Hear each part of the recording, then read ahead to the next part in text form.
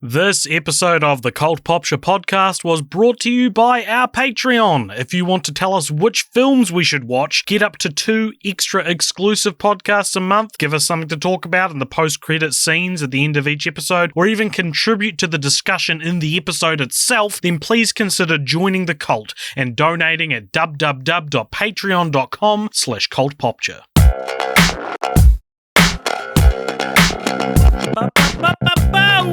Whoa! Party on, Richard! Party on, Garth. Yeah, wait a minute. That's the wrong Dude franchise. Do you know what's so funny? That, for 2 weeks, I've been planning to start the podcast exactly like that. And I did it by accident. Yeah. Welcome along, everybody. It's the new year. It's the first podcast we are recording in the new year. Yes, it is. Not the first to have been released in the new year. The first we're recording in 2022. This is, of course, the film franchise Fortnights on the Cult Popture podcast, where once a fortnight we discuss a either randomly selected or Patreon selected film franchise. And Richard, I am delighted to report that KeaNew Year continues. Last fortnight we covered The Matrix to tie into the new movie, and then this fortnight the patrons voted on Bill and Ted, the Bill and Ted trilogy, making it KeaNew Year, which begs the question everybody's asking: will we randomly roll the John Wick movies when it comes to franchise roulette at the end of this episode? Well, now that you've said the words John Wick, I was going to say them later on in the episode anyway, according to my notes, but I'm hoping, now that I've put it into the ether, that little god that actually wants some congruity to what we talk about week to week on our podcast is going to make the random number generator get us John Wick, just so KeaNew Year can last that little bit longer. Yeah. So, as I said, so I'm AJ and that's Richard over there. Any other introductions we need to do up top? It's just us two, I think. Introduction to my new recording studio. Oh, yes. So just, putting a warning up top. If it sounds bad, it's because it's the first time I've recorded here. And it's such a small room, I haven't done any kind of I'm sure it'll be fine. Well, you'd hope so. I also like how this tells everyone, and I'm the same, that we don't really test anything ahead of time. It's just too much work. The podcast is just our dry run to see if it works. Yeah, well, we could have done we don't have a Patreon podcast that we could have tested it on, because the ones that you pay for, no one cares about those.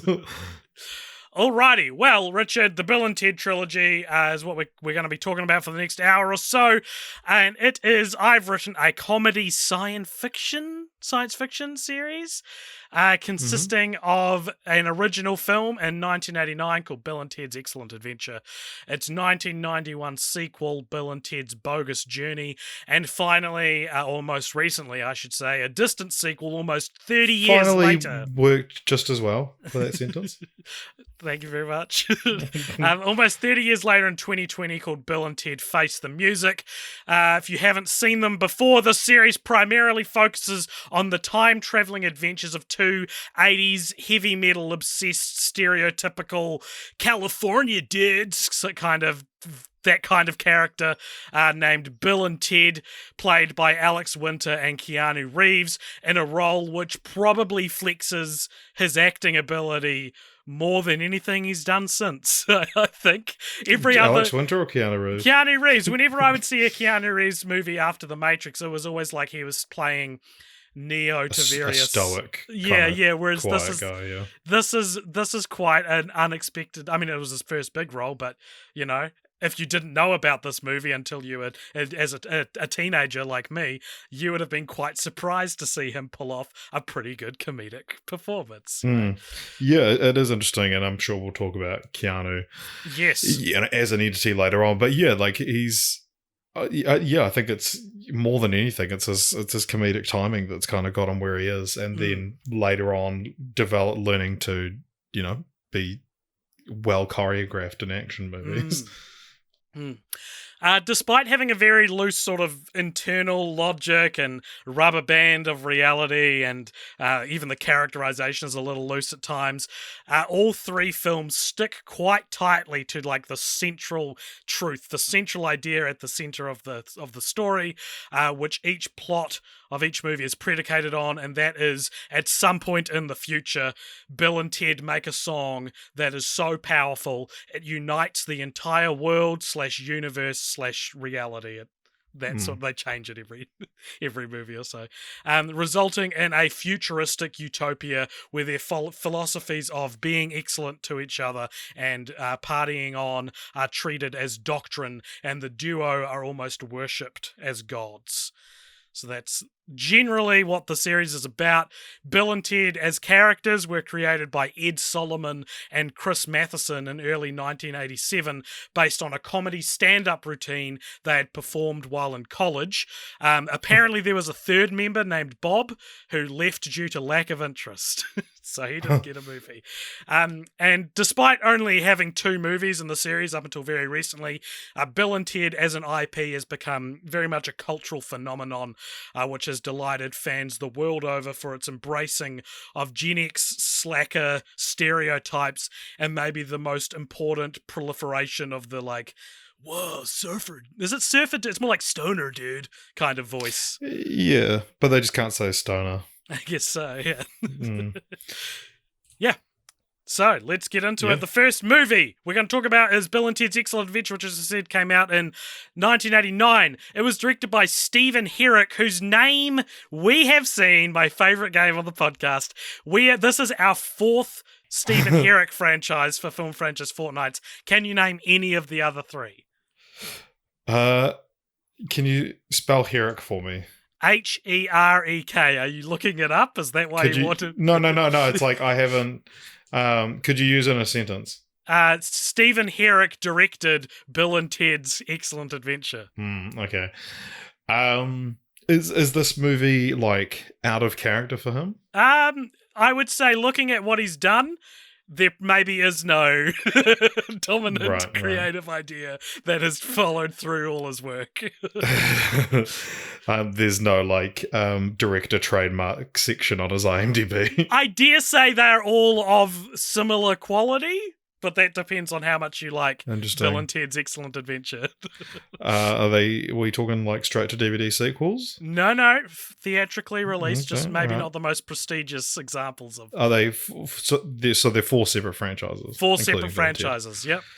I don't know. He has directed Critters, The Mighty Ducks, and the 1996 101 Dalmatians remake. Nice. And I'm sure that when we covered all of those movies, we brought him up then too, because I can't imagine getting this many franchises into a director without noticing that they've done a lot already. Do you know the guy? Do you know what Bill and Ted's Excellent Adventure has on Rotten Tomatoes? 3,000%.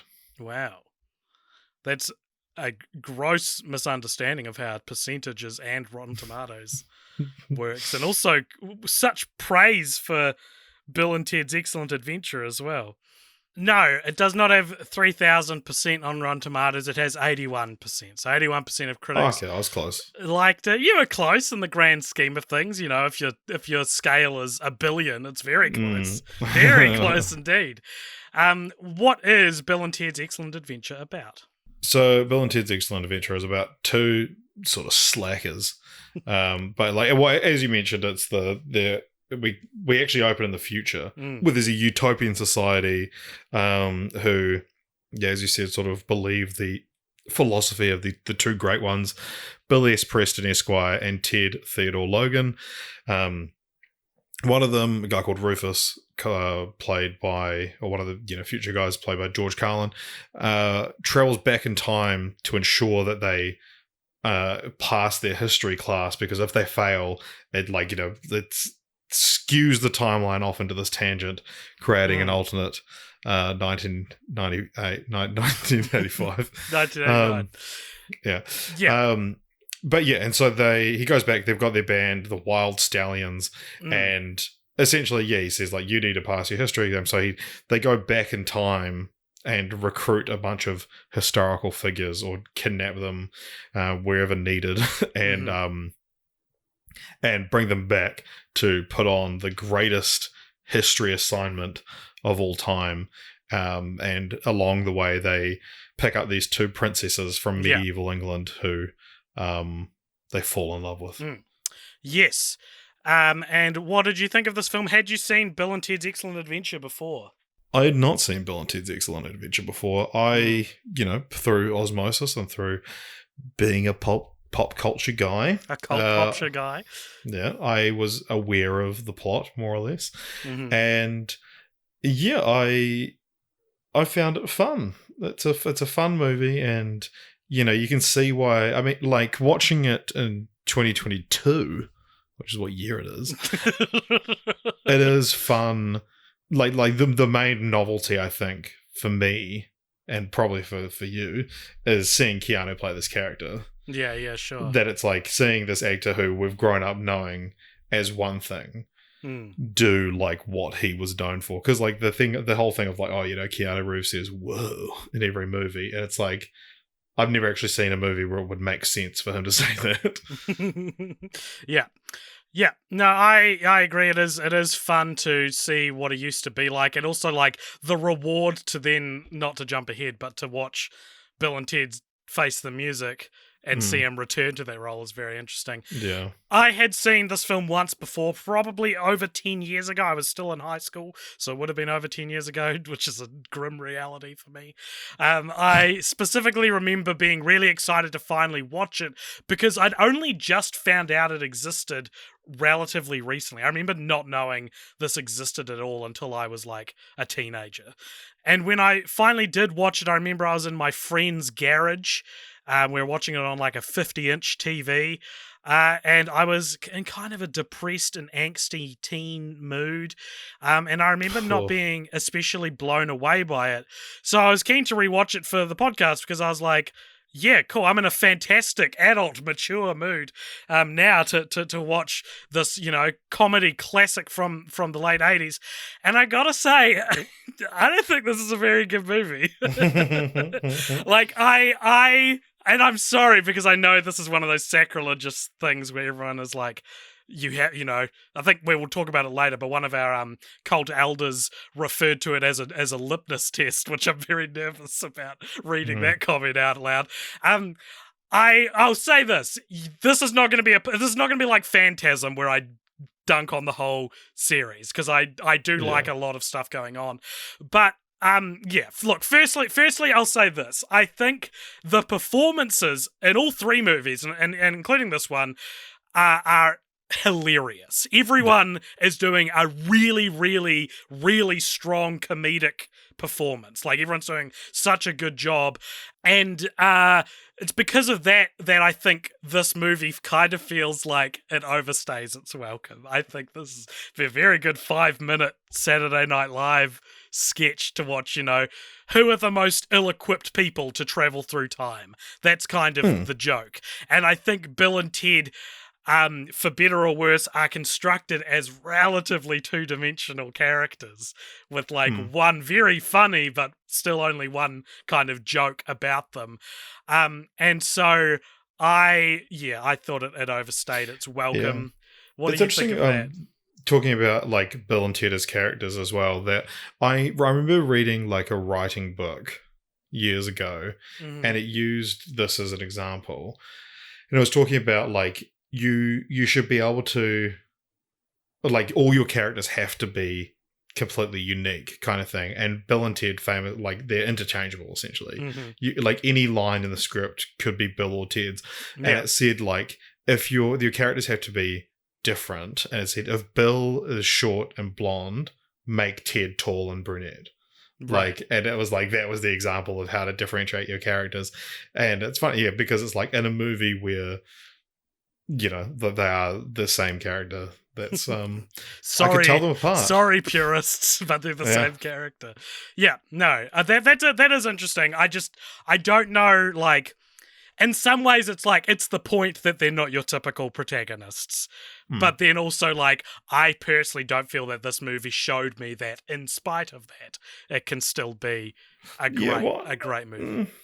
I kind of like the stuff of it, because I actually think we rated this the same. I rated it 3 stars, but it was one of those things where it's like, I didn't really like this, but the 2 leads are so good in it that and like you said, the idea of the 2 most eloquent people, or it's like, just the idea of like, what if Beavis and Butthead could travel through time?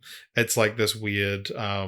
It's a good log line for a film or a series, and so it was fun to sort of see that, and then just like they make the characters so gosh darn likable that it's hard to really fault it. And I think like, because I feel like it is similar in a way to Beavis and Butthead.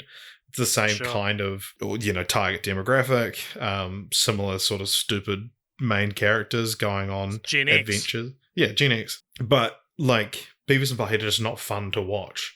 Like the thing of, and this was the thing that, like, not to get too far ahead of ourselves, but that one of the main things I knew about this series is that like everyone was talking about Face the Music was like, this is the film we need right now during the pandemic, because it's just these relentlessly positive dudes. Yeah, and it's like, and that's carried through the whole thing. Because I sort of thought that it was like, when people say it's the film we need, it's like people were just happy to have like this nostalgia, but it's like, no, the whole point of these 2 guys is that apart from a handful of words across the across the franchise, are just like these positive, wholesome dudes. Yeah.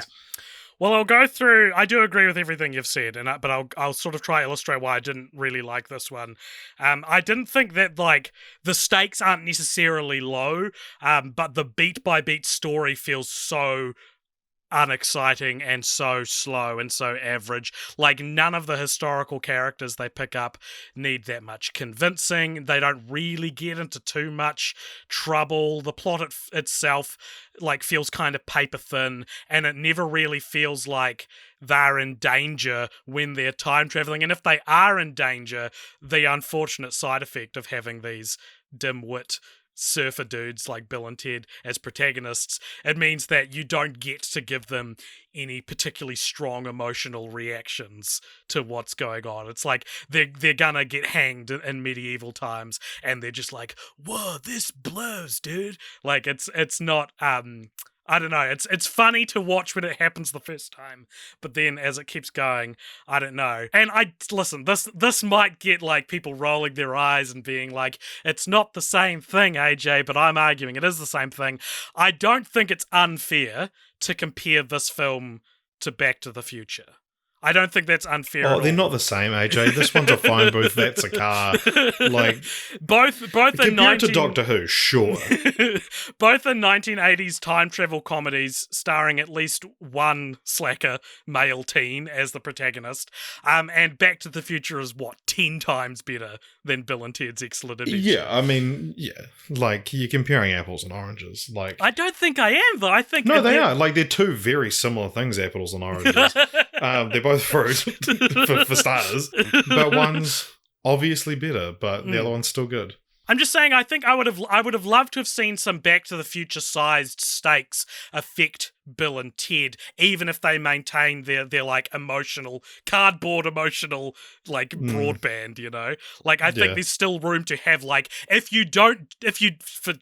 the sake of just transposing one movie onto the other, if you don't fix the clock tower or connect the things at the clock tower, we're not going to be able to get the lightning strike and go back, and have, instead of the characters being like, oh Doc, I gotta do this, and Doc being like, oh Marty, I gotta get married. Would you bring that up? That's different. That's Tim Allen and the Santa Claus. But like having Bill and Ted being like, whoa, we gotta do this. Like, I think there's still absolutely room to give these characters those size stakes, even if they react in like a characteristically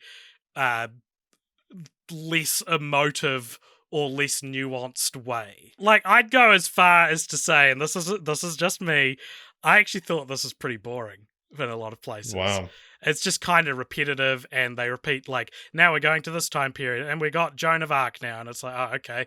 When, like, the entire middle section of the film, which I think is maybe falsely what people remember as the majority of the film, which is them collecting all the different characters, historical figures, that just feels like it's barely more than a montage.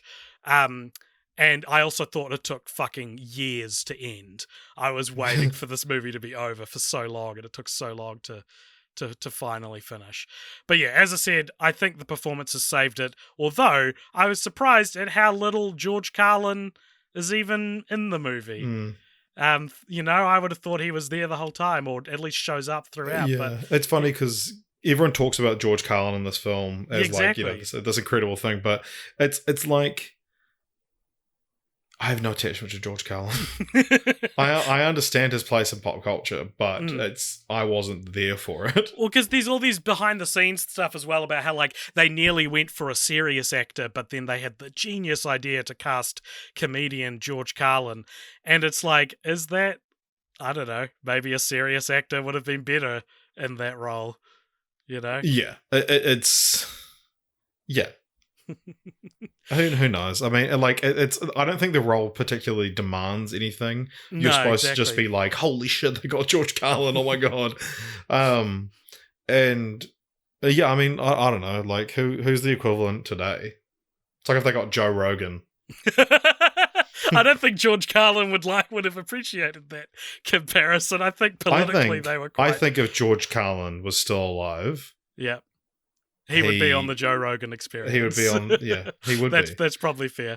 I think George Carlin would have, and again, I don't know anything about George Carlin really. I think he would have, grown into, although because he was a very different comic. I think before he came back with his hair tied back and talked about which is like with the episode of The Simpsons, I think, is it's based around that where Krusty reinvents himself with his hair tied back. That it's George Carlin actually was a completely different comic, and then came back and told it like it is. And if you didn't like it, you could get out of the way. And you know who does that in 2022? I mean, I'll concede that maybe Joe Rogan is today's person doing that, but I think George Carlin still had some quite progressive beliefs from what I understand. Yeah, and I think that it's interesting because the idea of political correctness has shifted. Exactly. So in the 80s, when George Carlin was being a shock jock comedian, or the 90s, it's because he was saying, saying gay people deserve rights. Exactly. Was not politically correct. Yeah, it's the opposite. Yeah, exactly.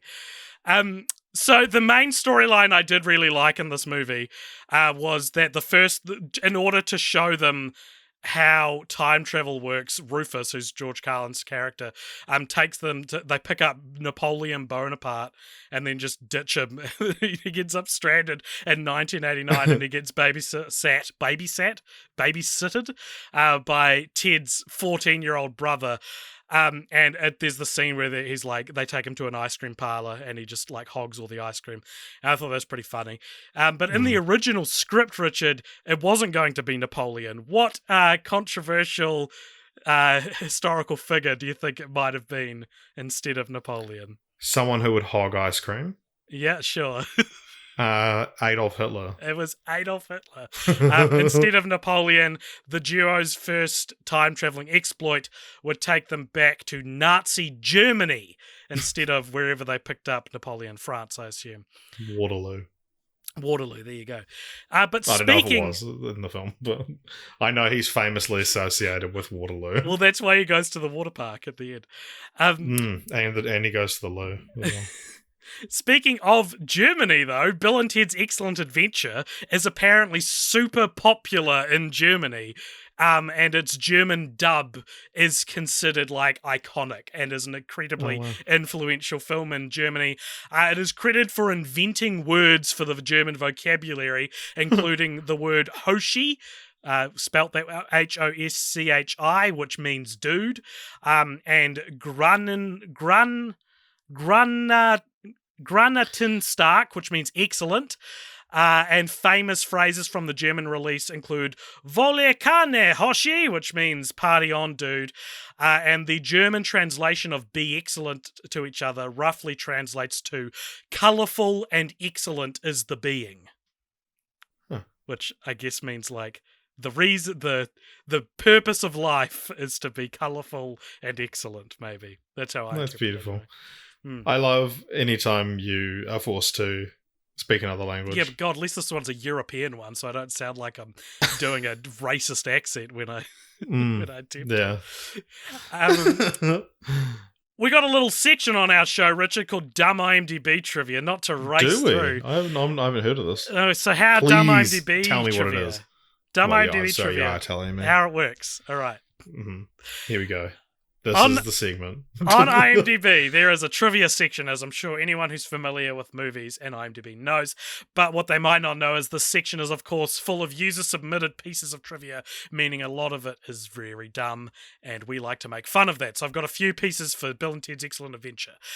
In the original script, the time machine was a 1969 Chevy van. The filmmakers thought it was too similar to Back to the Future, so they changed it to a phone booth, apparently unconcerned that Doctor Who uses a police telephone box as a time machine. And I gotta say, I missed what I'm sure is a very popular piece of trivia that is they didn't know about Doctor Who. I always assumed it was this weird, like in a film that has no concern parodying British culture, just randomly has a Doctor Who parody as its like main plot device. I mean, like, because this feels like it feels like it's from like a DVD commentary where they said, oh, in the original script it was a whatever the car was, but they said it was too similar to Back to the Future, so we changed it to a phone booth. That's the joke. And then someone goes, but actually Doctor Who uses a police box, and like they're missing out on the joke, because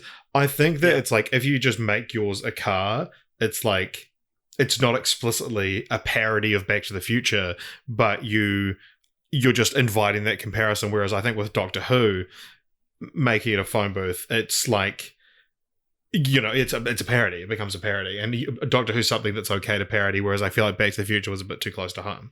Right. Yeah, you don't want to draw any more comparisons to Back to the Future, which I've already been doing. Yeah. All right. Most of the historical figures Bill and Ted brought back with them would go on to die horrifically.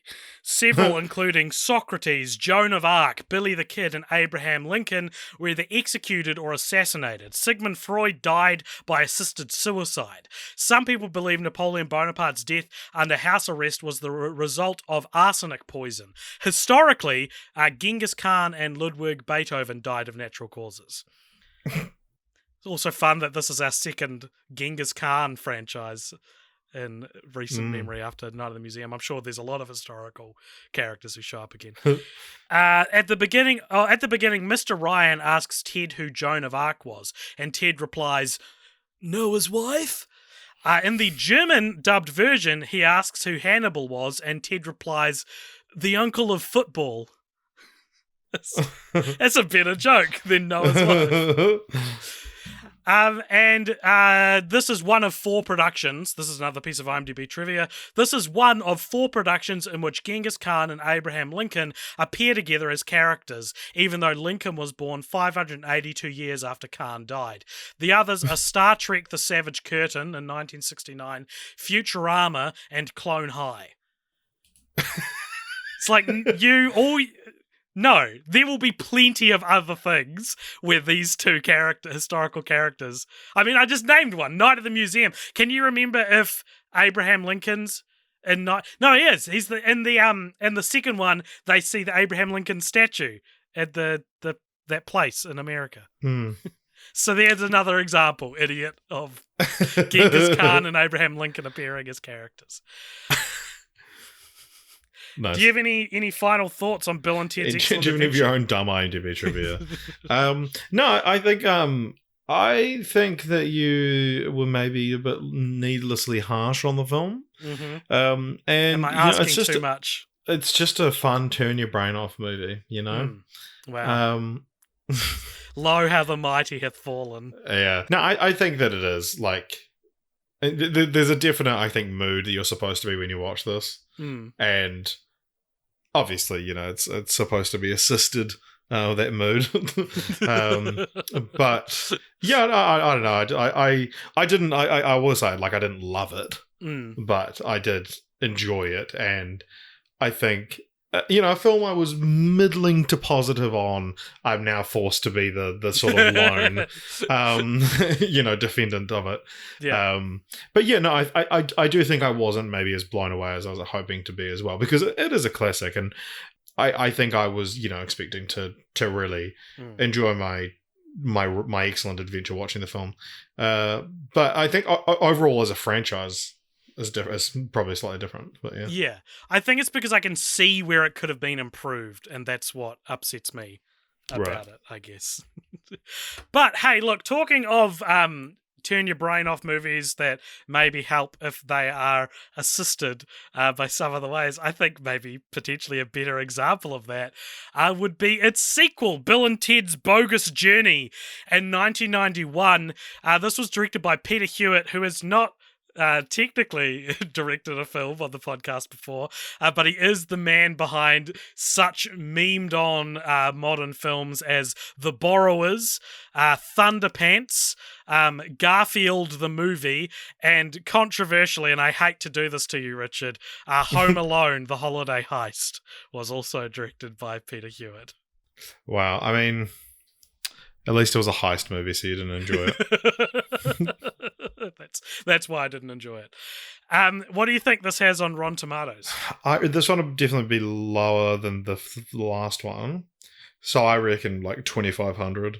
It is 56%. Very low for a film that I think is better than the first one. What is this movie about? So this one is like Bill and Ted fucking die.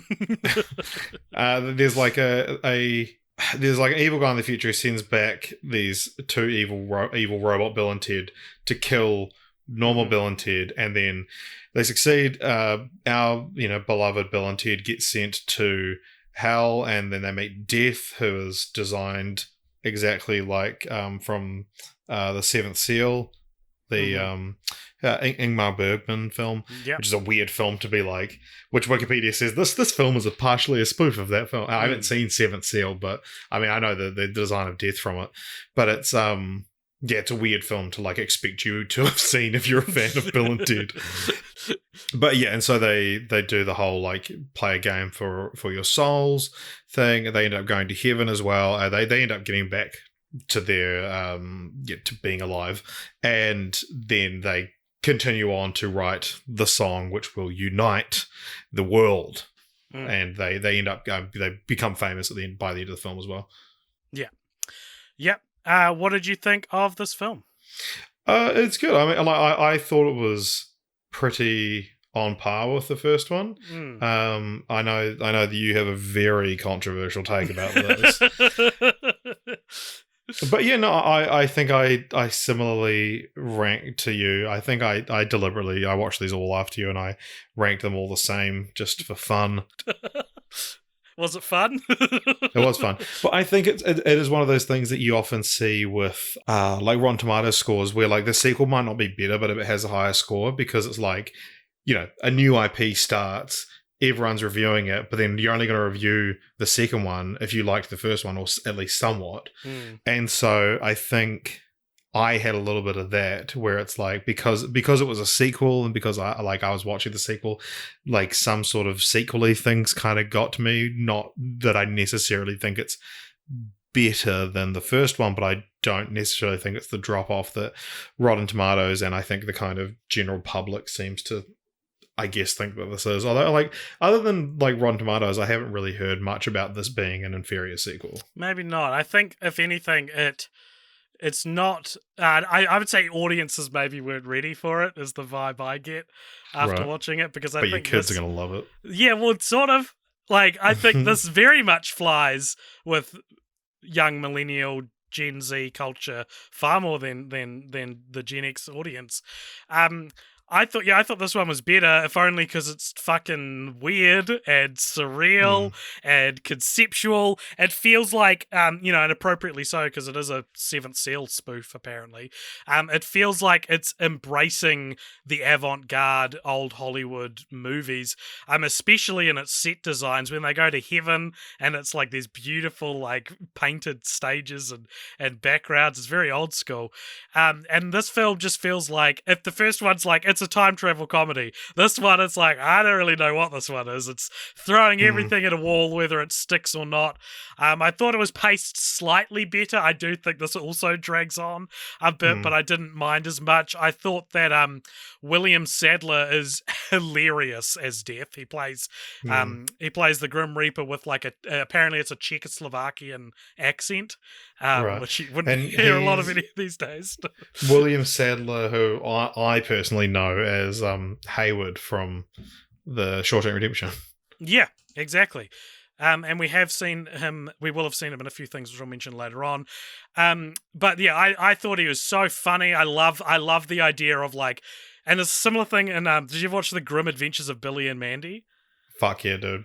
Like the idea of taking this like untarnishable, mythological, terrifying figure such as the Grim Reaper and making him like grovel, and like they beat him in every game that they play against him, and he goes from being like this like very serious character to being like, no, I won, you just didn't see, and like keep challenging them to best out of 3, best out of 7.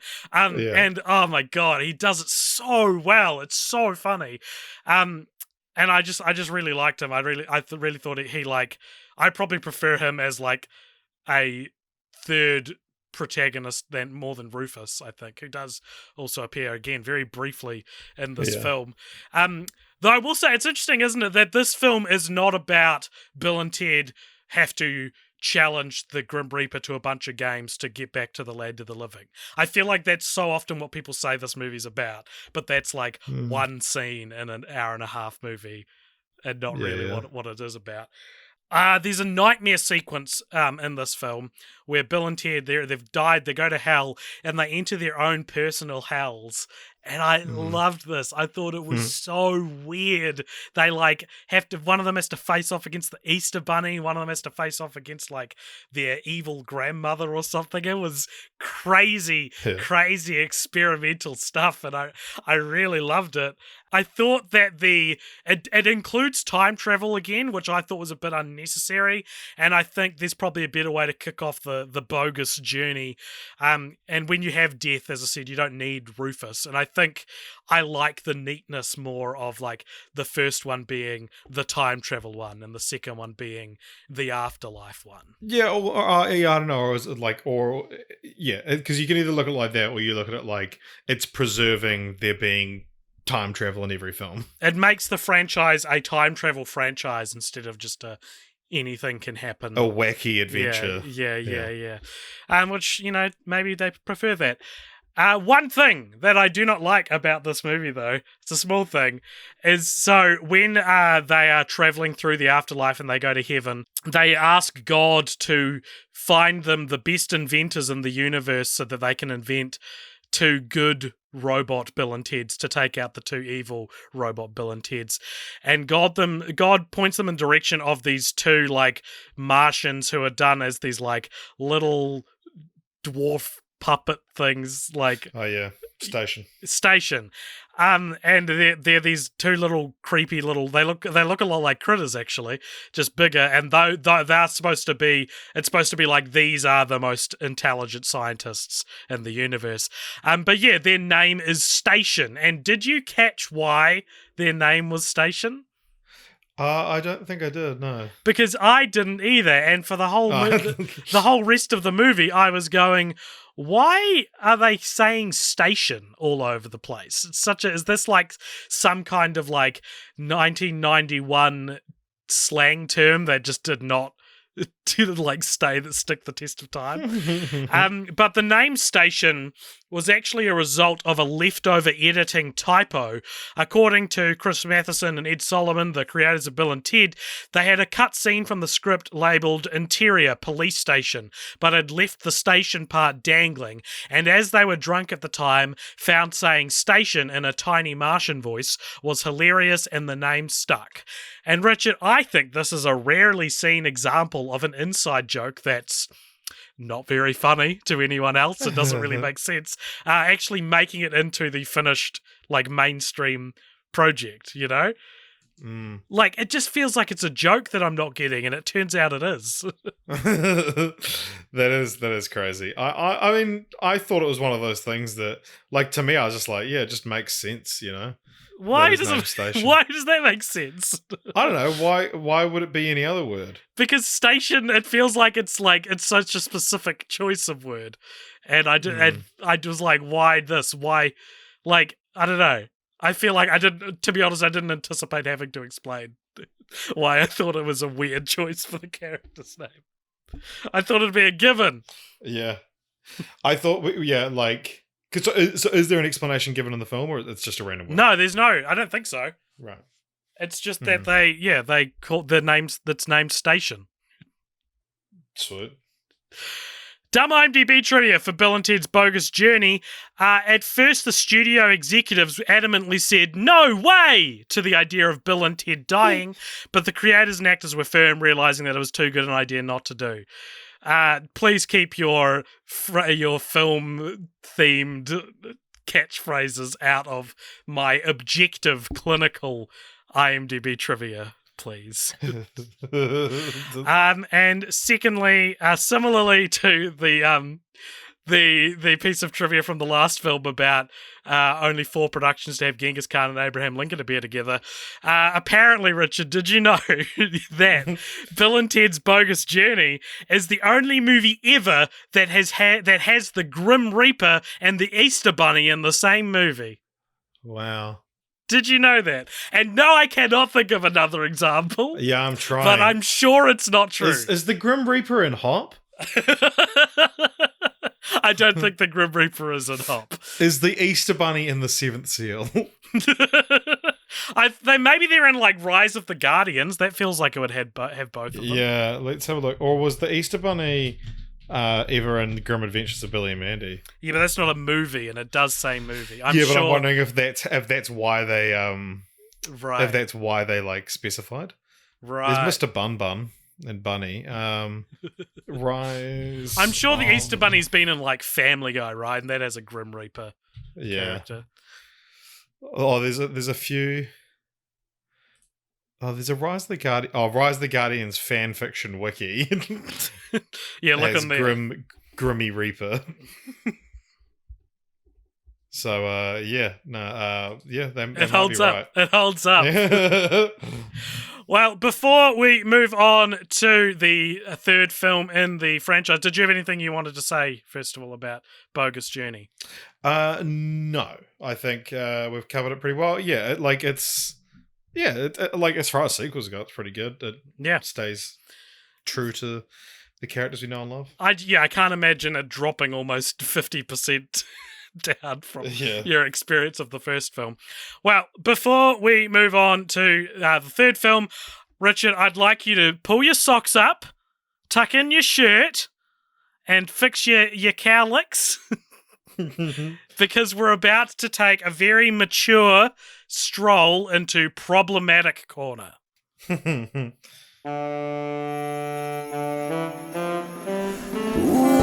I bet this didn't age well.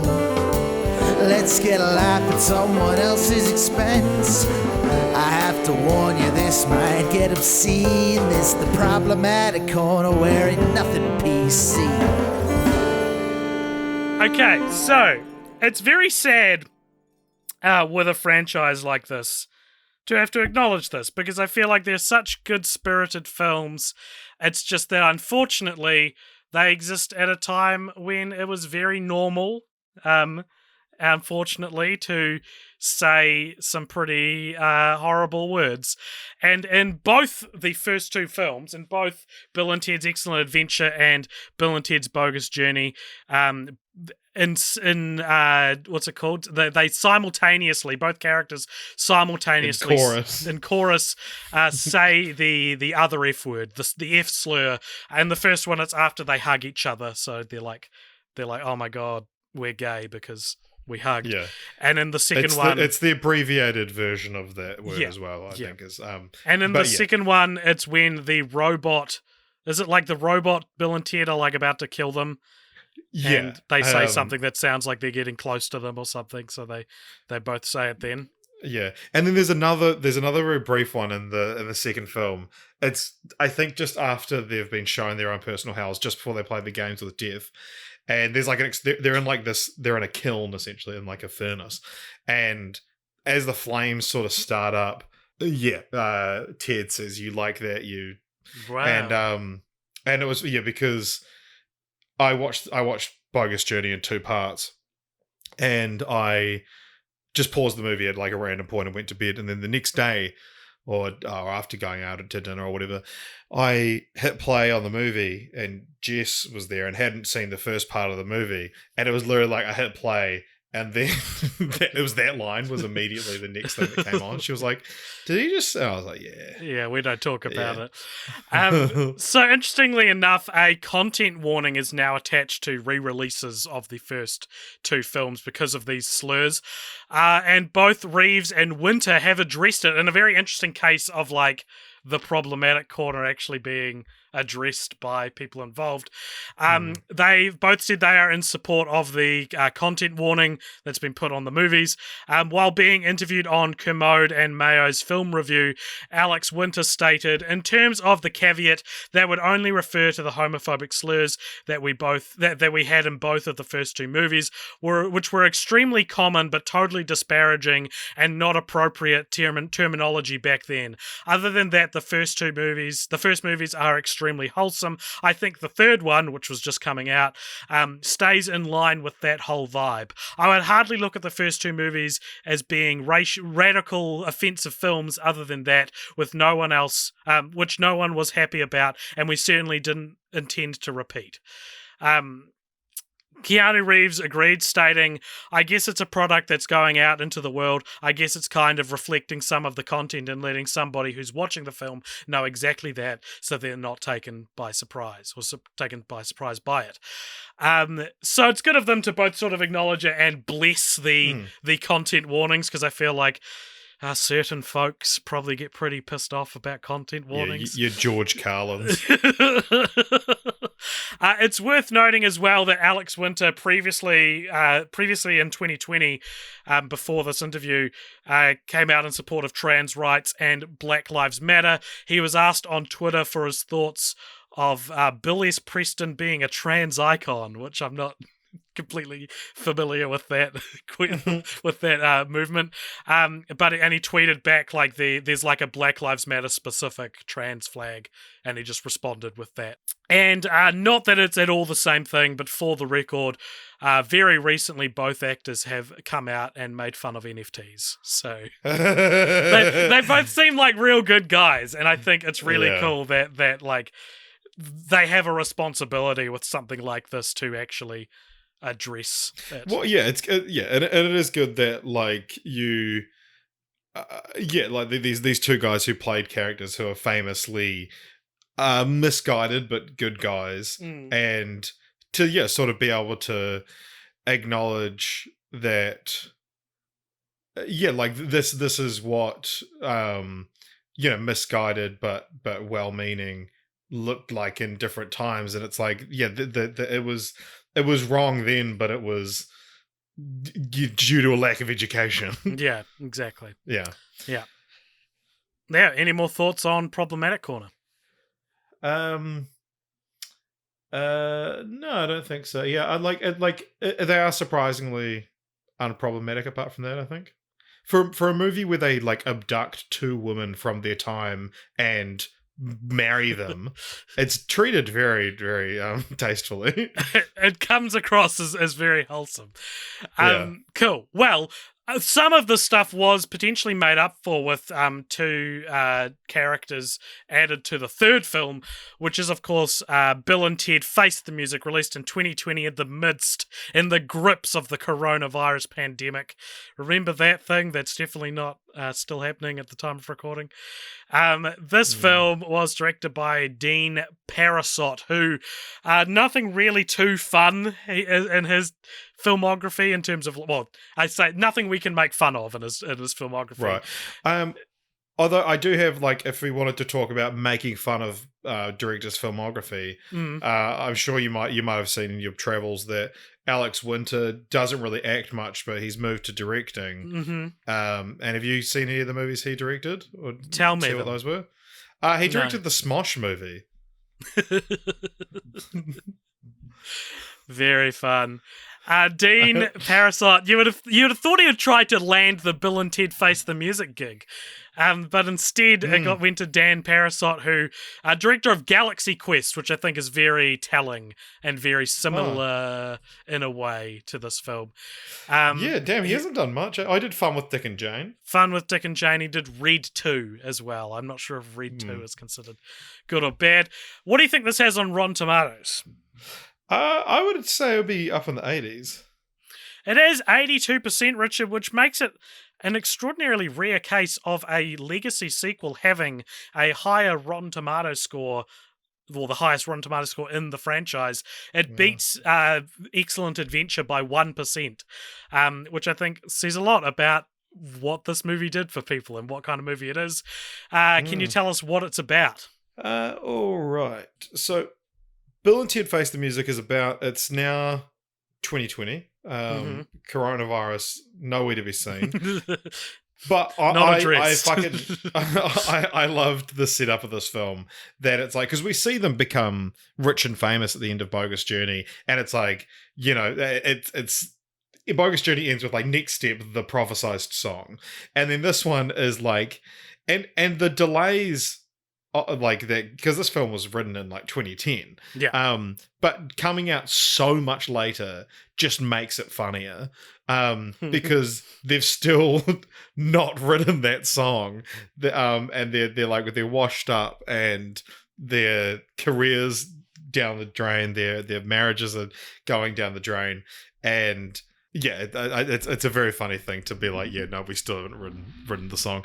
So there's this ticking clock is introduced. Rufus's daughter, played obviously by Kristen Schaal, comes into the picture and says, you've got the length of the film to write this song. And then so they decide, oh well, we'll travel to the future to find when we've already written it, and we can just steal the song from ourselves. Again, like a great setup for a film. But they've also got a daughter each.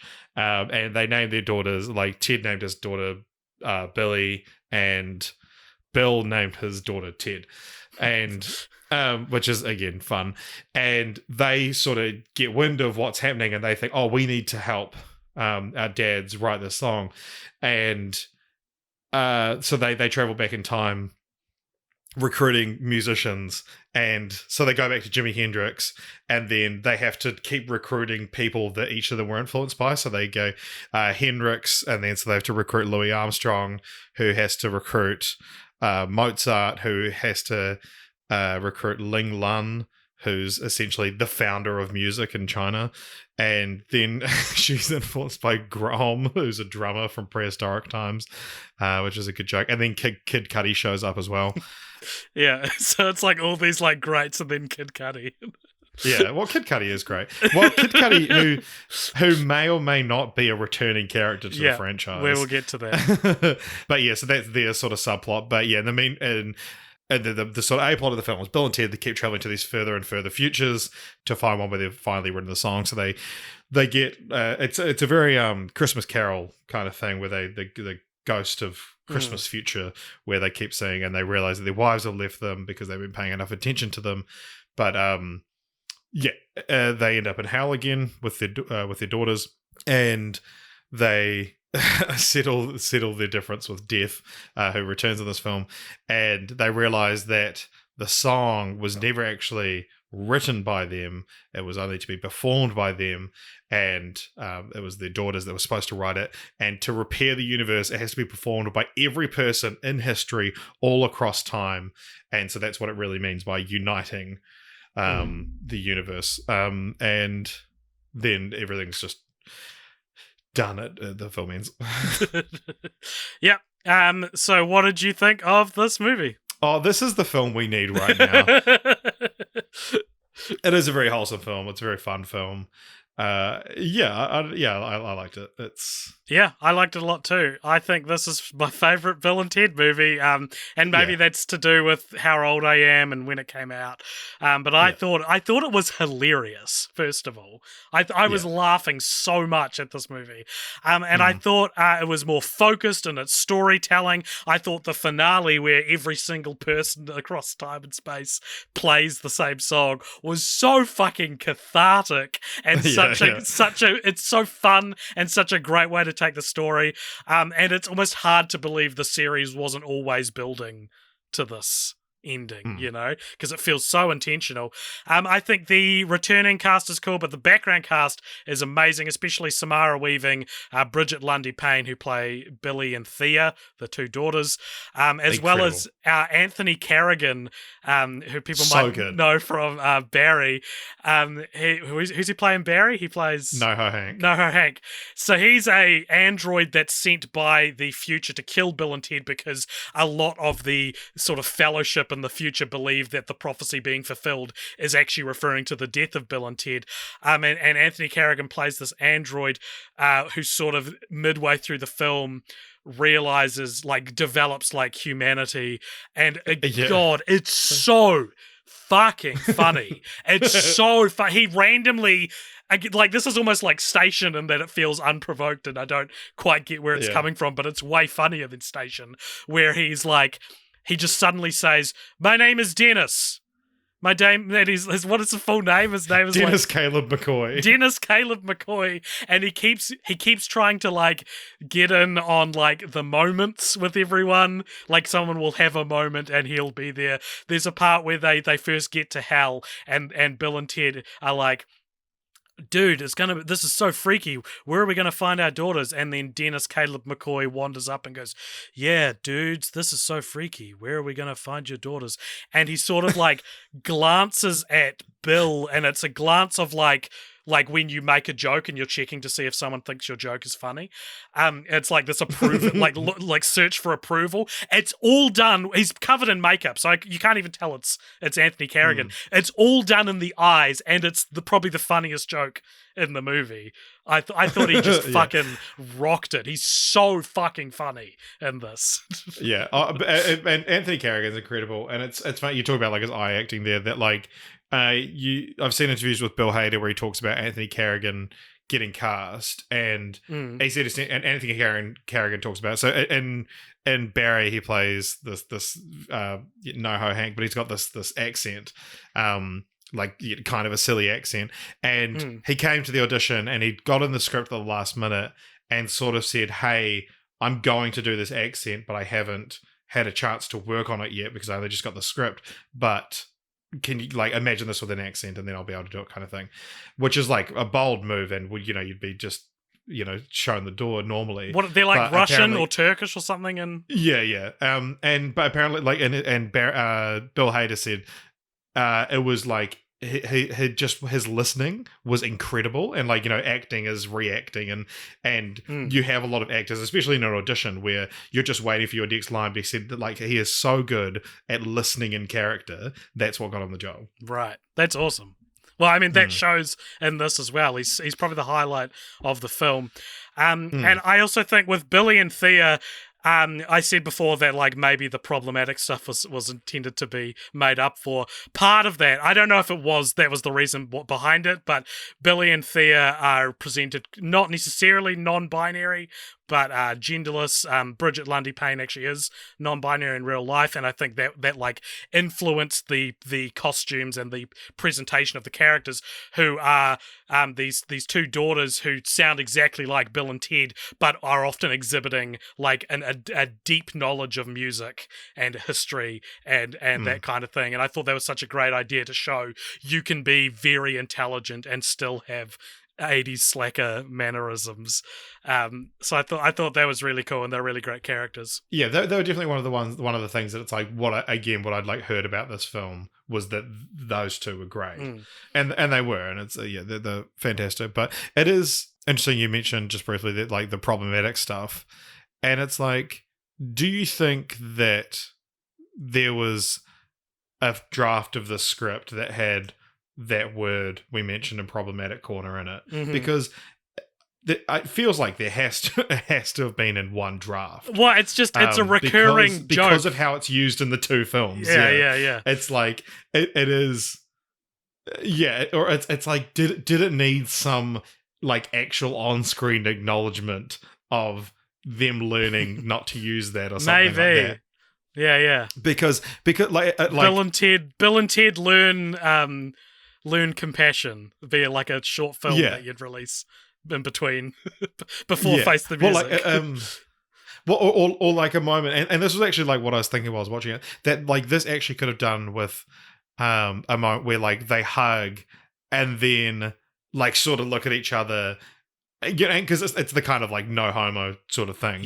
And then but then sort of like hug and then break away from it and then be like nah, and then hug again. I love you, Bill. I love you, Ted. You know. Yeah. That would have been great. And then like it and then that sort of you show that they've had this realization to actually express their platonic love for each other. Because also to funniest parts of the film, my favorite part of the film was right at the start of the film they're in couples counseling together, but Bill and Ted have both brought their wives, and it's just like one of these things that you worry that Keanu especially isn't going to be able to play the character again. And then they're telling the Gillian Bell plays the therapist, and she's telling them like, tell your wife that you love them. And so Ted Keanu is like, we love you both. And then they're like, all right, no, like, and you say it again, like, okay, we, and he keeps on saying we, which is the problem. So she's like, okay, try using an I in that sentence. And he's like, I and Bill. And it's like his delivery of it and the timing is impeccable. Yeah. And that was for me was when it was like, okay, he's still got it. He can still deliver this kind of thing. Which is fun. And you look, I know it's maybe not the general consensus, like my opinion of each film isn't the general consensus, but I feel like this is the ideal quality progression for a trilogy. Maybe you don't want to wait 29 years between 2 and 3, but in this case, I think it enhances the film, and I think it's very funny that Bill and Ted never made the song in 29 years. However, it is notable, as you sort of indicated before, 29 years was not always the plan, and while there were surprisingly no immediate plans for a third film in the 90s, pre-production on Bill and Ted Returning can be traced back to 2005 at the earliest, where after a freshly matrixed Keanu Reeves responded positively to the idea of reprising his role as Ted during a red carpet interview, which prompted Ed Solomon and Chris Matheson to begin conceptualizing an idea, completing a first draft in 2011, which sounds like it was surprisingly identical to what we'd eventually get 9 years later, with Dan Parasot attached as director as early as 2012. The reason it took so long is because studios didn't believe it would appeal to modern audiences, as Bill and Ted had almost faded into obscurity by that point. This launched Solomon and Matheson, as well as Reeves and Winter, into a grassroots marketing campaign in 2014 to try and drum up support, with Solomon pointing out in a 2018 interview that the fact that they had written the script before they'd even secured funding proved that they were doing it because they loved the character characters, and not because they were trying to bank on them, not because they were, trying to make easy money, which I think is a really good point. It is believed by many that the success of John Wick in 2014 is responsible for finally getting the green light for Bill and Ted Face the Music, as it put Keanu Reeves back into the spotlight after a series of post-Matrix flops in the previous decade, though Alex Winter, who'd basically disappeared from in front of the camera, but was directing Smosh the movie from behind it. He'd basically stopped acting mostly after Bogus Journey. He insists that the film finally got made because of the overwhelming pressure from fans. Yeah, nice. So yeah, I mean, it's a success story in a lot of ways, and like, I think I'm glad we didn't cover this series until we could cover the third one in it.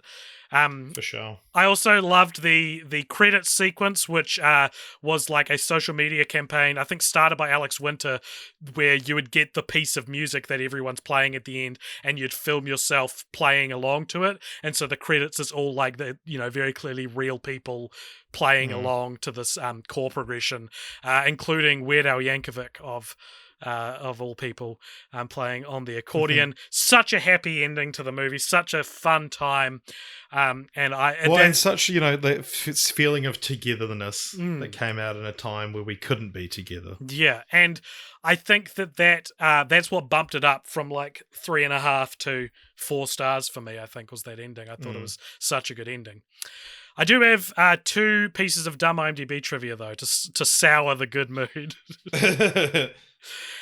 So this is in the cameo section on IMDb Trivia. It says, Dave Grohl, the guy who asks Bill and Ted who they are and what they're doing in his house, is played by lead vocalist and guitarist of Foo Fighters and former drummer of Nirvana, whose breakthrough album Nevermind was released just 2 months after Bill and Ted's Bogus Journey. Like, I don't know. It feels like it doesn't think I know who Dave Grohl is when the film is very clear about who Dave Grohl is. Yeah. But it is fascinating, though, that, like, I mean, obviously Nirvana were a thing before Nevermind came out, but yeah, like I said, that was their breakthrough album. But it was like, it's like that Dave Grohl's entire career happened between Bill and Ted 2 and 3. Yeah, sure. That's true. And secondly, this is the second dumb piece of IMDb trivia. There are some unconfirmed theories that Kid Cudi is the new incarnation of Station, who appeared in Bill and Ted's Bogus Journey. For example, he shows a good understanding of time travel and how the infinite time travel works in theory. Also, in one scene, Kid Cudi yells out "Station" and Bill and Ted, which may be a hint that he was Station the entire time. And it's, I don't know, just writing that ambiguously when it's like almost directly implied that is what it is. Yeah. So I would like to talk a little bit about Keanu Reeves. It is that time of year. It is the season, KeaNew Year.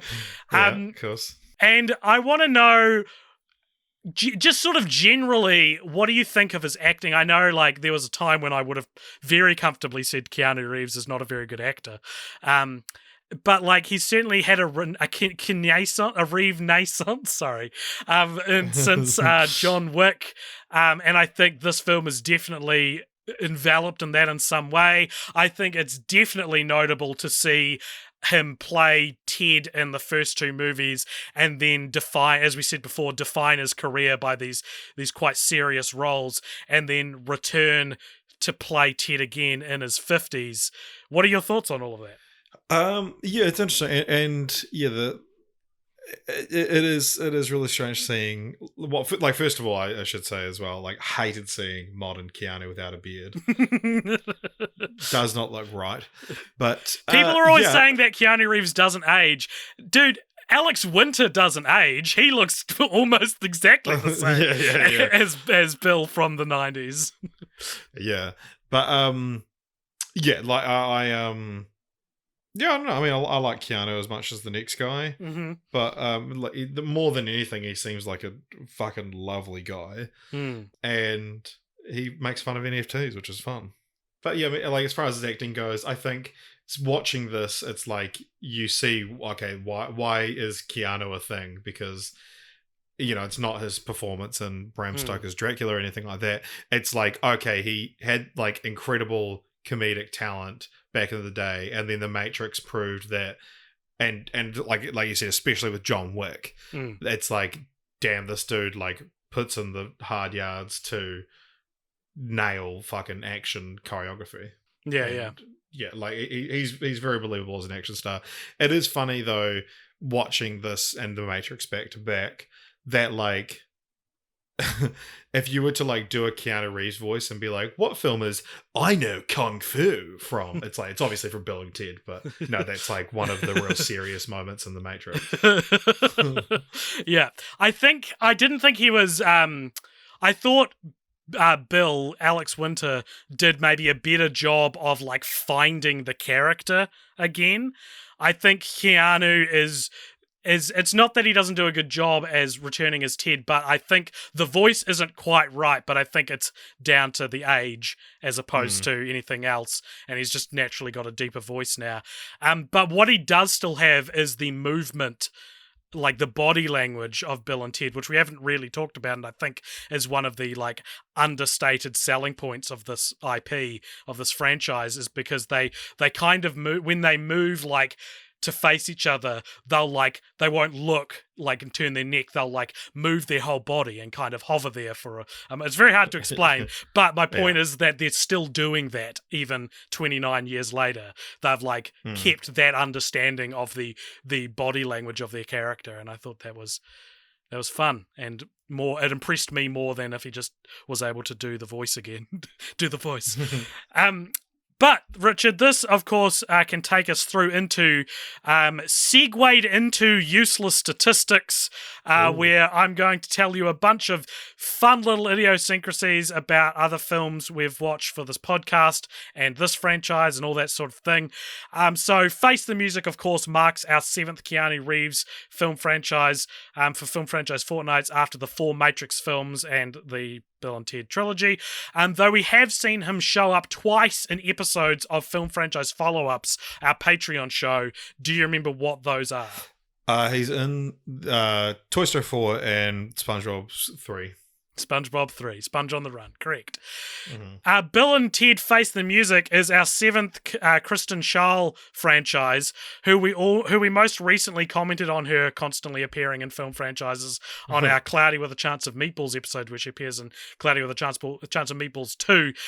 All of her appearances on our podcast have been in sequels as well, though I am counting Toy Story 3 and 4 and The Muppets 2011, which is, it's like, it's a franchise film. I wouldn't necessarily call it a sequel. It's more of a revival, I guess.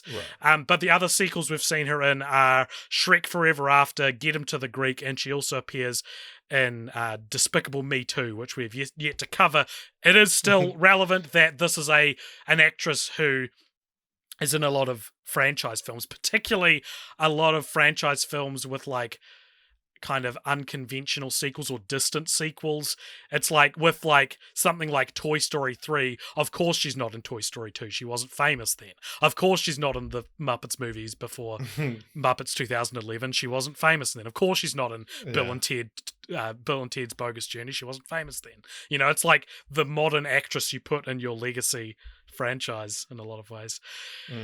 Apparently, for Face the Music, Bill and Ted Face the Music is our 4th Alex Winter franchise. As Letterboxd tells me, he's in the Bill and Ted movies, but he's apparently somewhere in Scary Movie 3.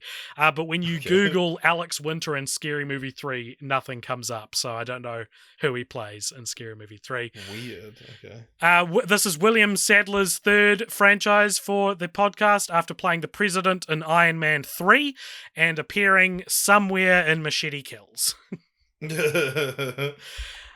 Joss Ackland, who plays that villain from the future in Bogus Journey, makes his 4th appearance on the podcast after the Mighty Ducks, D2 The Mighty Ducks, and Lethal Weapon. He's in all of them. He apparently hated being in Bogus Journey and only spoke horrible things about it for the rest of his career. This is also our 5th Holland Taylor franchise. She plays the great leader in Face the Music, and she has pretty much played the same domineering matriarch patriarchal character her whole career in franchises like George of the Jungle, Spy Kids, Legally Blonde, and Romancing the Stone / Jewel of the Nile. And in what I was quite surprised by, this is only our second Dave Grohl cameo after the Muppets. I would have guessed Dave Grohl is he's just a cameo guy. I would have just expected to see him in more things by now. Yeah. And finally, and what I think is maybe our most fun, useless statistic in a long time, this is, I think, and more than happy to be corrected on this by either you or people in the Discord, I think this is our 15th franchise to include at least one film that features time travel. Right. And by that I mean explicitly traveling through time in the fictional world of the story and not like crossing dimensions or visions from a past life or pausing time or anything like that. And obviously, I feel like I have to say this, I'm not counting prequels or reboots, or obviously that doesn't count as time travel. I'm not counting like any Wonderful Lifing, but I am counting Groundhog Daying and Christmas Caroling as time travel. So, with that in mind, the previous 14 time travel franchises that I'm sure of include Evil Dead, Back to the Future, Teenage Mutant Ninja Turtles, X-Men, Austin Powers, the Marvel Cinematic Universe, Spy Kids, Happy Death Day, Terminator, Yu-Gi-Oh!, the Muppets, Barbie, Planet of the Apes, and Jumanji. And I'm not sure, I feel like Godzilla maybe has time travel in it, but I can't remember a specific example. And I think you could maybe interpret some of the things that happen in the Evangelion movies and the Phantasm movies as being time travel. But again, I wasn't concrete on that. Yeah. So did you have the MCU on there? Yes. Oh, yeah. There's also a franchise we've covered that has a future entry coming out, which sounds like it'll involve time travel, but I won't include that here because we haven't seen it and it comes from leaks, and I don't want to spoil it, but we did spoil mark it on the episode, so you might know what we're talking about if you can figure that out. Huh. You don't know? No. It's Oh, yes. All right. I thought that was fun. I went through all the movies and checked, and let me know if I've missed any. Richard, we talk about titles. If we talk about anything a lot on this podcast, it's titles. And Bill and Ted gives me a lot of cud to chew. Kid Cuddy to chew when it comes to titles. Before we get into it, though, the original title for Bill and Ted's Excellent Adventure was Bill and Ted's Time Van, which I don't think is a very good title. But the original title for Bogus Journey was quite famously Bill and Ted Go to Hell. And I say quite famously because the song that was recorded by some band for Megadeth. Yeah, was called Go to Hell, or was about going to hell, and like a lot of the kind of pre-production marketing was based around going to hell. It was changed because Americans get offended by hell, and Alex Winter also pointed out that they're only in hell for 5 minutes. It would be like calling the first one Bill and Ted Go to Circle K, which is the mall, which I don't necessarily disagree with. I think Bill and Ted Go to Hell is an interesting idea, but I do like that that the first two are Bill and Ted's adjective word for adventure, which is why Bill and Ted Face the Music gives me such cud to chew, because it makes sense. The song that they eventually create is called Face the Music. It's literally about characters facing the music in a metaphorical sense, but I'm so gutted that it breaks the pattern. And I feel like it could have been worse. I feel like this movie could have been called Bill and Ted 3. You know, like I remember when early conversations about it were happening, that was thrown around. I think I would have gone with Bill and Ted's Most Triumphant Return, nice. But maybe it's stylized so that not is written after most, like in handwriting. So Bill and Ted's Most Not Triumphant Return or something like that. Right. Just because that's, you've got so many words that they say in these movies. Excellent, bogus, most triumphant, non-heinous. In the first two as well. Well, I'm glad they didn't call it that. What do you think? Am I being too... No, I agree. Like, it is a weird, like, because also the first two titles are like possessive. It's like Bill and Ted's. Yeah, exactly. Yeah. And I just think you miss, and like triumphant return is a phrase, you know? And it is them returning, and it's about them returning. Yeah, I don't know. It just kind of breaks my heart a little that they didn't go with it. But I also, it's like Face the Music is a good title if the others were called Bill and Ted Go to Hell and Bill and Ted Get Lost in Time, you know, like then it is a good title. But yeah, interesting to hear what people think of that.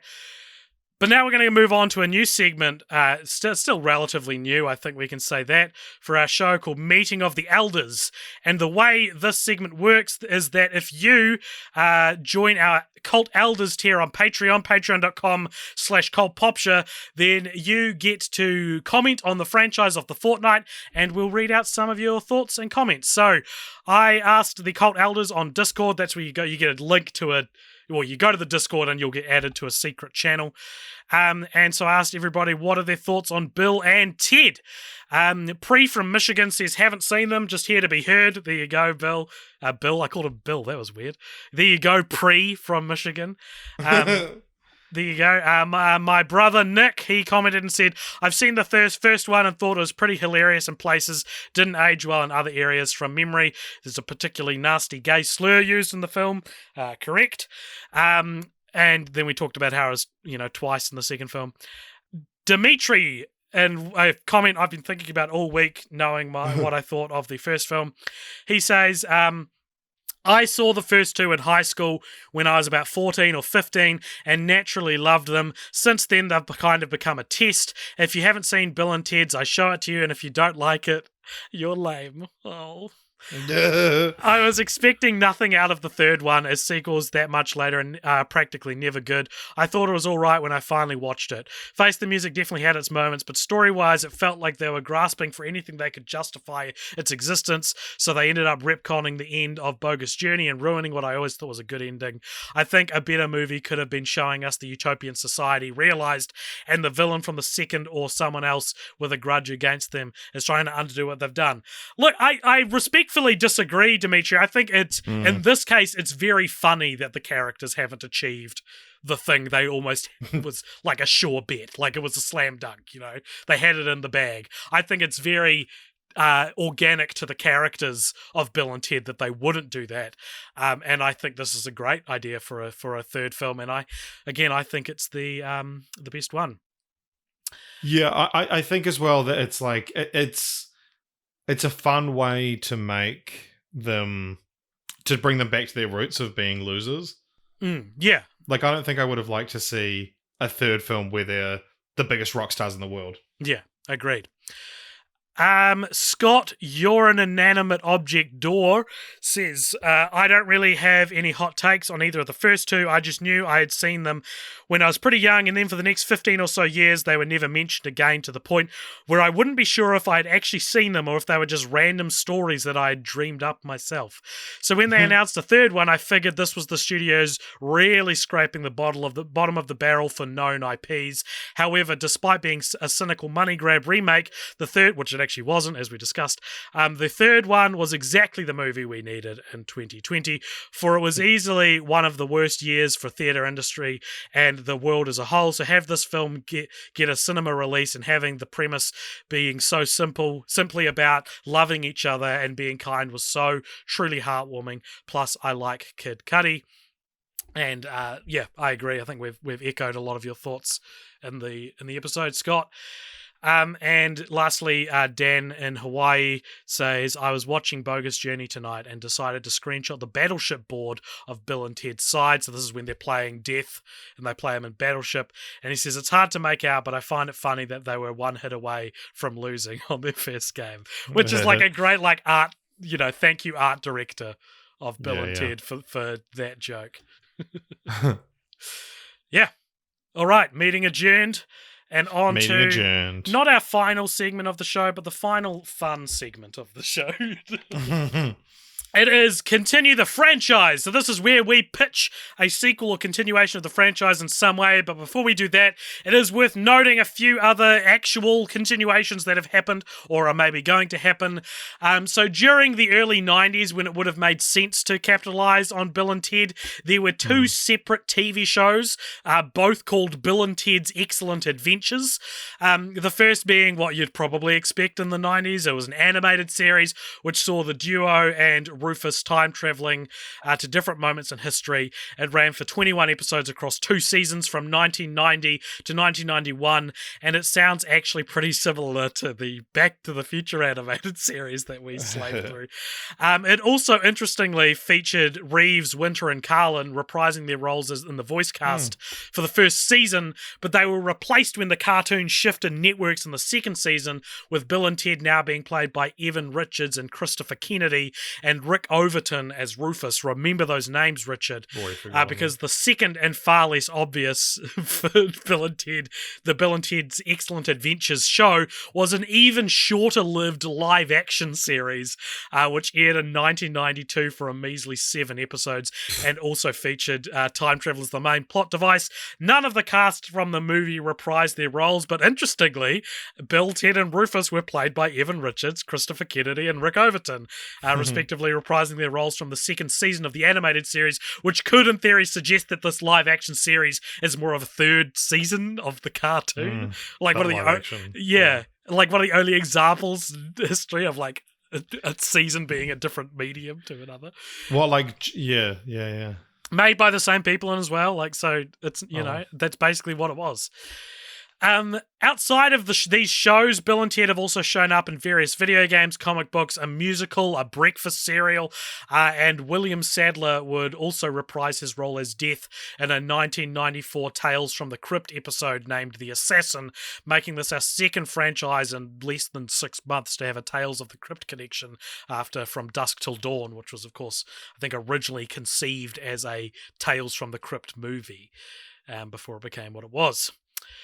Regarding a fourth movie in the series, both Reeves and Winter have said that a fourth film would be up to the fans, and when asked in an interview with Discussing Film in August 2020 if the characters of Billy and Thea could result in a sequel or spin-off film, writer Ed Solomon stated, It wasn't when we were first writing it, but as we saw Bridget and Samara inhabit these roles, I thought for sure if there was interest and people wanted to carry this forward, the Bill and Ted spirit, I would absolutely let those characters carry it forward. I think we've finished with the Alex and Keanu Bill and Ted story. I think it's done, but if people are interested in a Billy and Thea continuation, I think it'd be cool. And yeah, this seems the obvious route to me. I could see Billy and Thea's Excellent Adventure making its way to cinemas in a few years. I'd love if it wasn't just another time travel story, because I think there are plenty of options to explore. I'd love to see Billy and Thea go to space or even dabble in other mythologies or something. It seems like a world where anything is possible, so why not have them run into Frankenstein or wind up in a haunted house or something, I guess. But alternatively, Richard, I'd want Bill and Ted to return, only to discover that becoming infinite cosmic beings, as they do at the end of Face the Music, has actually torn open a dimensional rip, and the characters from other Orion Pictures movies are slipping through, such as Hannibal Lecter, Terminator, The Addams Family, Chucky, Brian from The Life of Brian, RoboCop, Mac from Mac and Me, Cadillac Man, Cheech and Chong, Weird Al Yankovic from the film UHF, and Hannah and her sisters. And they must be sent back to their own universes before existence as we know it falls apart in Bill and Ted No Way Home. Nice. Do you know what? So, how are we doing this podcast? We're now in, our 7th year of it? Yep. And it's finally happened. What? We independently came up with the exact same continue the franchise. Oh, no. Did you come up with No Way Home? No, I didn't. But that's where it started. Oh, funny. No. So I actually that was the germ of the idea, and I worked backwards. I thought of the idea of like a multiverse, and then I actually was like basing it off like Channel Chasers. the Fairly Odd Parents special, right? And then I thought the idea of like, oh, you do like a because I was originally going to pitch like, oh, like a multiverse thing, like No Way Home, seeing different versions of these characters, but then we kind of see that in Face the Music, and then so I thought, okay, well then it'll be with different IPs, and then I thought, well, Orion who would have the rights to all of them. So it's funny, you even did Orion. It wasn't just like, yeah. Oh no! Oh, I'm sorry. No, that's great. It's happened. Did you delivered it better than I did. Do you like my selection of characters? I did. I had Weird Al Yankovic in from UHF as well. Oh, yeah. That was from the top of my head. That was the only Orion film I could name. Is it because of the joke that I told you about when we covered RoboCop? If you want to see one of the funniest things I think I've ever seen, watch. This is very specific, and I've shouted this out before.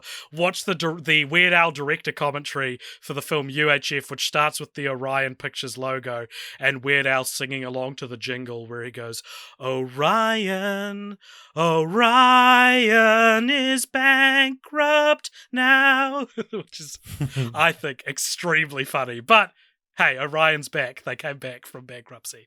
So good on them. That's so funny. We came up with the same idea. All right, now for the worst segment of the show, Richard, where we rank that franchise. And we're over here on our Letterboxd account, the Cult Popture Letterboxd account, where we have a list of all the franchises we've ever covered. I'm adding Bill and Ted to the list, and we're going to talk about where it sits. So, do you have any first thoughts? I think we're probably safely above the Nymphomaniac constant, which is what we refer to as our perfect zero. I didn't hate any of these. I'm going to say between Blade and the Love Bug. Where is that? What number's that? 56 it will be.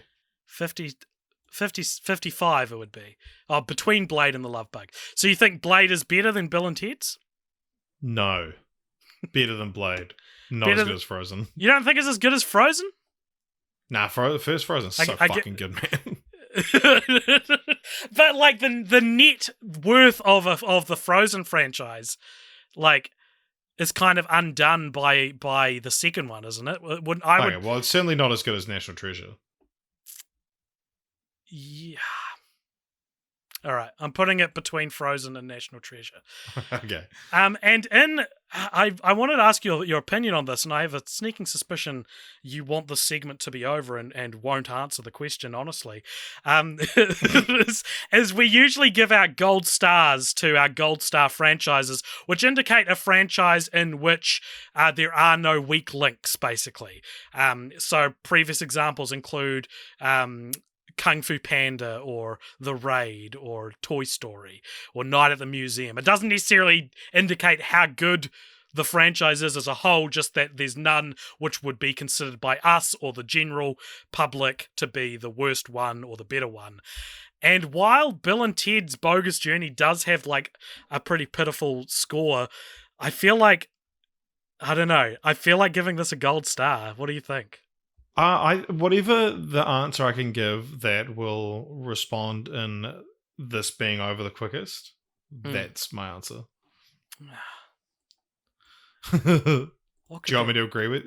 I feel like if I agree with you, then because if I argue, then we have to elongate our time here.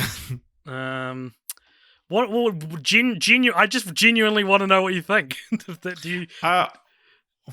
Yeah, I actually, other than the Rotten Tomatoes score, I don't know enough about the general consensus around Bogus Journey. Right. So, no, we don't? Nah, give it one. Okay, now I got to figure out how to do that. Oh, well, you can do that after. All right. In your own time, please, AJ. Okay, and that brings us to the end of the show. We're going to do the franchise roulette in just a second, which will tell us what our next franchise is, because we are chugging along through the KeaNew Year. We're usually taking a break, or we would have taken a break by now, but due to various reasons, we're extending the season. We're going to do So franchise roulette. Before we do that, or do you want to give us a number, Richard? So we have a Google Doc that has a list of all the franchises we could think of at the time, and we add to it over the years. And we're going to draw a random number, and that random number will tell us what our next franchise is. Give us that number, Richard. Well, just before we get to the number, I think this is our. Is this the first time we've rolled on this like proper full list since we landed from dusk till dawn? Wow! Because we did fun franchise Fortnights, although I think Night at the Museum came from the full list, maybe, but it happened to be a fun one. We got lucky. I can't remember, but yeah. So here we go. Now, am I guessing or are you? I think I'm guessing. Okay. Oh, that wasn't loud enough. Never is. 34. But before we find out what franchise number 34 is, which I'm hoping will be the John Wick movies, I do just want to say that if you have enjoyed this podcast and you haven't already, please support us at all the places you can. You can follow us on Twitter and Instagram at CultPopture. You can support us over on Patreon, patreon.com/CultPopture, where you can throw in some money if you so wish. You can also support us on Discord, or come say hi, I should say, on Discord, which there'll be a link to in the show notes. Please come along and tell us what you thought of the Bill and Ted movies and what you thought of our thoughts on the Bill and Ted movies. And of course, please subscribe to us on all your different podcast platforms. There's an audio version of the podcast on Spotify and Acast and iTunes. And there's also a YouTube version on a channel called Cult Popture Again. So if you go over there, you can also support us by subscribing there. Richard, what's number 34? And is it John Wick? And if it's not John Wick, is it Speed, which is technically a franchise, and one of them has Keanu Reeves in it? Well, obviously it couldn't be Speed because there's only two. True. But yeah, so I actually realized partway through recording that I control F'd on the franchise list, and John Wick wasn't on there. Oh my god! So I added it random. I just chose a random number to add it. Mm-hmm. I added it as 31. So we actually weren't far off. Wow. But but that means, oh no, Keanu Year, the groundhog has seen its shadow, and Keanu Year will not continue into the next 2 weeks. But I had to also delete a couple of franchises, so there was a bit of moving around. But the one we're going to be covering, I think this episode will be kind of seen as a sequel to an episode we did last year. It's two very sort of connected, I would say, franchises. Any sort of guesses there? I'm getting a vibe. I might need to cheat a little and read what our previous franchises. Oh no, you don't have to. What's your vibe you're getting? No. I need to be reminded, of the franchises that we've covered in the last year. Because I feel like if I can look at them, I'll be able to guess what it is you're referring to.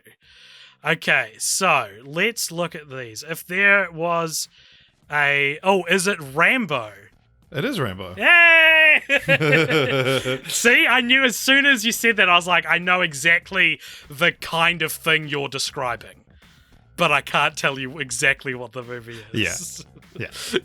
Rambo, how many Rambo movies are there? So there are currently 5 films. Rambo Last Blood being the most recent. Which actually, this fits into a fun little off-pod discussion we had today. That the phenomenon of films getting 2 distant sequels. That, like, the idea of a distant sequel started long enough ago that we're now getting distant sequels to those ones, because there was a 20-year gap between Rambo 3 and 4, and then an 11-year gap between 4 and 5. That's right. Cool. So check out that next week, everybody, and stay tuned, and we will, hopefully that episode won't be 4 hours long like the Rocky one is. Yeah. And hopefully as well, I will have fixed my internet, which explains why our chemistry might have been off. I think we covered for it a little bit. My God, I thought it was all over the place. I've had to assume a lot of what you said. I've assumed everything you said. Well, this energy... You're gonna have to pull an AJ and just create my reaction from elsewhere in the episode, as you did last week. Don't tell people that. I want everyone to know. Everyone know AJ's thoughts on What If, his final thoughts that sound different. They sound louder. I didn't think they sounded that different. I just let him say those things. I know this, listener. I had no knowledge of that. That was recorded later, and those hms and hahs were taken out of context. And in true bad internet fashion, I didn't hear all of what you just said. I have to assume what you said. Cool. Stay tuned for the post-credits scene after this music stops, and we'll see you next week for most disappointing movies of 2021, I think. Yeah, which won't be as long as it usually is, I'll tell you that much. Welcome along to the post-credit scene, everybody. This is, of course, the segment at the end of each episode where if you donate $5 or more over at patreon.com/cultpopture, you can give us something to talk about in this, the post-credit scene. Richard, who is it from and what does it say this week? It's from Greg Buchhold, Buchhold? Buchhold. David Linderhagen buckholded me.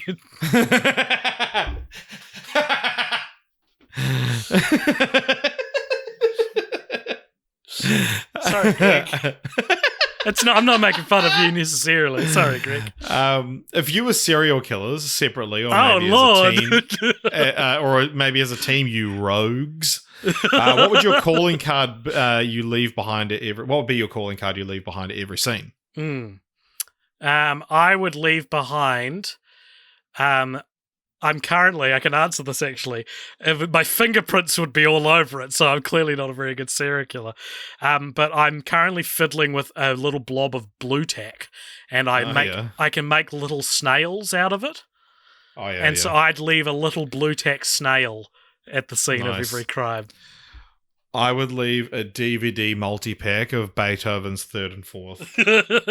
Who could it be?